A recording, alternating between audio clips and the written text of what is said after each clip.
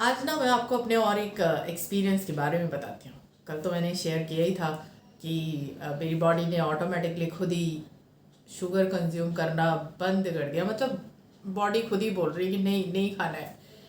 And इससे पहले भी वाटर थेरेपी चल रही थी और आज तीसरा एक्सपेरिमेंट जो मैंने किया, और वो भी बताऊंगी कि कैसे समझ में आया।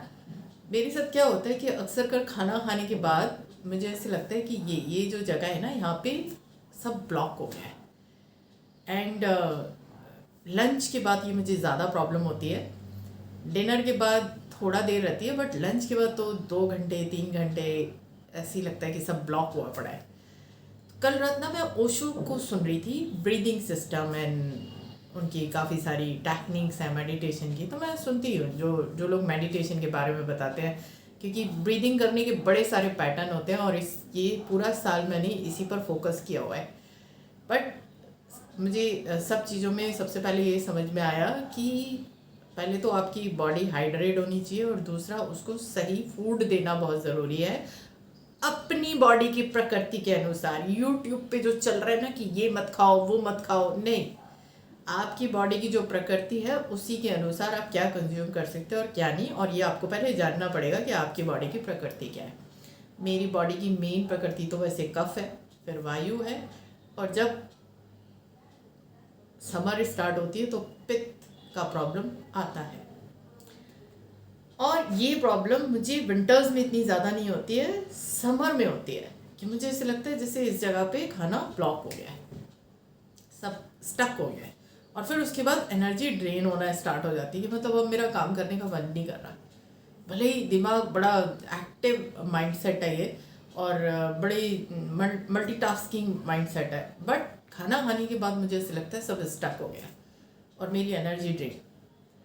तो कल रात जब मैं ओशो के ब्रीदिंग पैटर्न को सुन रही थी तो उन्होंने उसमें एक्सप्लेन किया कि हमारा जो राइट नॉस्ट्रल है इसको बोलते हैं सूर्य नाड़ी, और जो लेफ्ट नॉस्ट्रल है इसको बोलते हैं चंद्र नाड़ी। चंद्रमा का मतलब वो अंदर से बॉडी को ठंडा रखता है, दिमाग को ठंडा रखता है, और राइट नॉस्ट्रल यानी वो बॉडी में गर्मी उत्पन्न करता है। और खाने को डाइजेस्ट करने के लिए हमें अग्नि तत्व की ज़रूरत होती है। इसी को आयुर्वेदा में जठर अग्नि भी बोलते हैं। और ये मैंने अक्सर कर बहुत नोट भी किया है कि जब मैं मॉर्निंग में उठ जाती हूँ सुबह 5 बजे 6 बजे, तो 7 बजे तक ब्रेकफास्ट मुझे मिल जाना चाहिए, अदरवाइज़ मुझे काफ़ी गैस प्रॉब्लम बननी स्टार्ट हो जाती है। बट अगर यही मैं 9 बजे या 10 बजे उठूँ तो मुझे ब्रेकफास्ट करने की ज़रूरत ही नहीं होती।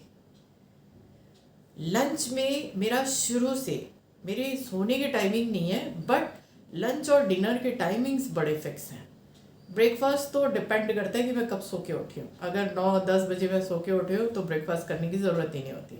मेरी बॉडी बिल्कुल डिमांड नहीं करती ब्रेकफास्ट की। क्यों? क्योंकि वो जो जठराग्नि बनने का समय है ना, वो भी वही है, सुबह 5 बजे से 7 बजे के बीच में। और लंच का जो है वो 12:30 बजे से 2 बजे के बीच में आता है। मतलब 2 बजे मैं ज़्यादा ही बोल रही हूँ। एंड शाम का जो है वो मैंने देखा है, शाम को मैं इवनिंग टी कभी नहीं लेती, मैं चाय पीती ही नहीं हूँ। मैं विंटर्स में भी चाय नहीं पीती हूँ। तो शाम के टाइम पे वो 5:30 बजे 5-5:30 बजे से स्टार्ट हो जाता है, मुझे भूख लगनी चालू होती है। और पर मैं जो खाना खाती हूँ वो 7 से 7:30 बजे, क्योंकि ऑफिस से आने में टाइम लग जाता है। बट 7 से 7:30 मैं ज़्यादा लेट डिनर नहीं करती। तो जो मेरा खाने का रूटीन है वो बिल्कुल ठीक है। पर इसके साथ और ध्यान देने की क्या चीज़ है कि जब भी आप खाना खा रहे हैं तो आपकी जो ये सूर्य नाड़ी है, जो राइट नॉस्ट्रल है, ये वर्क करनी चाहिए। मतलब उस वक्त ये वाला नॉस्ट्रल खुला होना चाहिए। दोनों एक साथ नहीं चलते हैं तो वो ब्रीदिंग पैटर्न में है। वो जब आप ध्यान लगाते हो, मेडिटेशन करते हो, दोनों दोनों की भी एक टाइमिंग है जब ये दोनों एक साथ चलते हैं। मतलब हमारी बॉडी का ना एक पूरा पैटर्न बना हुआ है जो इस प्रकृति से मैच करता है।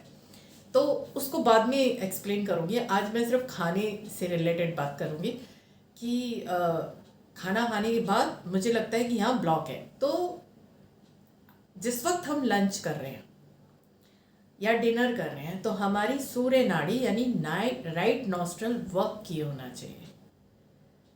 और आज मैंने यही किया। मैंने लंच के टाइम भी किया और डिनर के टाइम पे भी ये नोट किया, क्योंकि जब मैंने लंच किया था तो रात मैंने ये सब सुन लिया था, लेकिन खाना खाते हुए ध्यान नहीं दिया।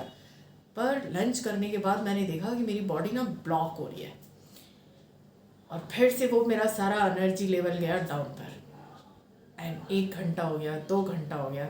तो उन्होंने जब ये बात बताई थी कि जब खाना खाते हैं तो आपका राइट नॉस्ट्रल खुला होना चाहिए, और अगर नहीं है तो इसको खोलने का तरीका क्या है ये भी बताया था उन्होंने कहा खाना खाने के बाद आप लेफ्ट साइड पर 10-15 मिनट के लिए लेट जाओ, यानी बाई करवट पर आप लेट जाओ। तो मैंने आज जब लंच किया और मैंने देखा 1 घंटा हो गया, 2 घंटा हो गया, वो ब्लॉक हुआ है और मेरी सारी एनर्जी ड्रेन हो गई। तो 2 घंटे बाद मुझे याद आया कि चलो आज लेट के देखते हैं क्या होता है। एंड आप बिलीव नहीं करेंगे कि मैं 10 मिनट्स बाई करवट लेफ्ट साइड पर लेटी हूँ, और उस 10 मिनट के अंदर अंदर जो यहाँ पे ब्लॉकेज बना हुआ था ऑटोमेटिकली क्लियर हो गया। मतलब यहाँ पे जो भारीपन था वो ऑटोमेटिकली सॉर्ट आउट हो गया। और फिर मैंने ध्यान दिया कि मेरी सूर्य नाड़ी अब चल रही है जब मैं 10 मिनट्स लेटी हूँ। फिर मुझे लगा हो सकता है कि शायद मैं थोड़ा ज़्यादा ही सोच रही होगी, लेकिन फिर मैंने यही चीज़ डिनर के बाद भी की। ये कहते हैं ना कि लंच करने के बाद थोड़ी देर लेट जाना चाहिए, बट कोई नहीं बताता बाई तरफ लेटना चाहिए। सूर्य नाड़ी खुलेगी और ऑटोमेटिकली जो आपको हैवीनेस खाना खाने के बाद हो रही है ना, वो ऑटोमेटिकली डिजॉल्व हो जाएगी। क्यों? क्योंकि जैसे ही सूर्य नाड़ी होगी अग्नि तत्व आएगा, खाना ऑटोमेटिकली पाचन क्रिया आपकी ठीक हो जाएगी। एंड डिनर के बाद भी यही हुआ। तो आज खाना खाने के बाद जो मैंने ये दोनों बार करके देखा तो मुझे ऑटोमेटिकली पता चल रहा था कि हाँ, मतलब लंच के टाइम पे तो मैंने ध्यान ही नहीं दिया कि कौन सा नॉस्ट्रल चल रहा है, लेकिन डिनर के टाइम पे भी मैंने ये देखा। और आज मैंने शाम को 6:30 बजे खाना खा लिया था, और खाने के बाद खाना एकदम खाने के बाद मैं 10 मिनट के लिए लेट गई थी। तो जो लोग ये बोलते हैं ना कि डिनर करने के बाद आधे घंटे की वॉक करनी चाहिए, ये करनी चाहिए, मुझे ऐसे लगता है कि सबसे बेस्ट ये है कि पहले आप 10 मिनट लेटो और ध्यान दो कि आपकी सूर्य नाड़ी चल रही है या नहीं चल रही। क्योंकि मैं जब खाना खाने के बाद वॉक करती थी ना, तब भी यकीन जानो 1-1, 2-2 घंटे भी मैं वॉक कर लेती थी, सिर्फ इसीलिए ताकि ये हैवीनेस खत्म हो। और मैं खाना हमेशा लिमिटेड ही खाती हूँ, मैं ओवर ईटिंग वाली पर्सन नहीं हूँ। तो वो नहीं सॉर्ट आउट होता था। डिनर के बाद अक्सर कर मैंने बहुत लंबे टाइम तक वॉक की है, बट नहीं होता था, और तब तो मैंने ध्यान नहीं दिया। लेकिन आज जो मैंने ये सारा एक्सपेरिमेंट करके देखा, तब मुझे समझ में आया कि अगर आप लंच कर रहे हो, डिनर कर रहे हो ना, तो आपको सबसे पहले अपनी सूर्य नाड़ी इसको रिदम में लेके आना ज़रूरी है। ये ओपन होनी चाहिए, ये चलनी चाहिए, राइट नॉस्ट्रल आपका चलना चाहिए। तो आज तो जो भी किया मैंने खाना खाने के बाद किया, लंच में भी और डिनर में भी। कल मैं पक्का कोशिश करूँगी कि खाना खाने से पहले मैं 10 मिनट लेट के देखूँगी और देखूँगी कि क्या सूर्य नाड़ी चलती है, और फिर क्या खाना खाने के बाद हैवीनेस होती है या नहीं होती। तो ये मैं इसके आगे एक्सपेरिमेंट करके देखूँगी। लेकिन जिन लोगों को भी ये प्रॉब्लम हो रही है ना, एक बार करके देखो। मैं जो भी शेयर करूँगी ना, वो अपनी बॉडी की प्रकृति के अनुसार करूँगी, क्योंकि मेरी बॉडी जो है वो कफ की प्रकृति है, ज़्यादा कफ की प्रकृति है। यही रीज़न है मैं लेट नाइट सोने वाले लोगों में से हूँ। जिनकी बॉडी की कफ की प्रकृति होती है वो दिन में सोने वाले लोगों में से होते हैं और रात में जागने वाले लोगों में से होते हैं। तो मेरी कफ की प्रकृति है, तो कफ की प्रकृति वाली है तो उनकी चंद्र नाड़ी ज़्यादा चलेगी, उनकी सूर्य नाड़ी कम चलेगी। तो आई डोंट नो कि ये गैस क्यों बनती है या इन्फ्लामेशन जैसी चीज़ है या नहीं है। टेस्टिंग लिखी है डॉक्टर ने, वो तो मैं करवा ही लूँगी, नो डाउट। क्योंकि इस बार ना मैं पता नहीं मुझे क्या हुआ है, मैं अपनी हेल्थ को लेकर के काफ़ी कॉन्शियस हो चुकी हूँ। एंड टच वुड मुझे ऐसी कोई बीमारी नहीं है जिसको लेकर के मुझे रेगुलर कोई क्या कहते हैं मेडिसिन खाने की ज़रूरत है।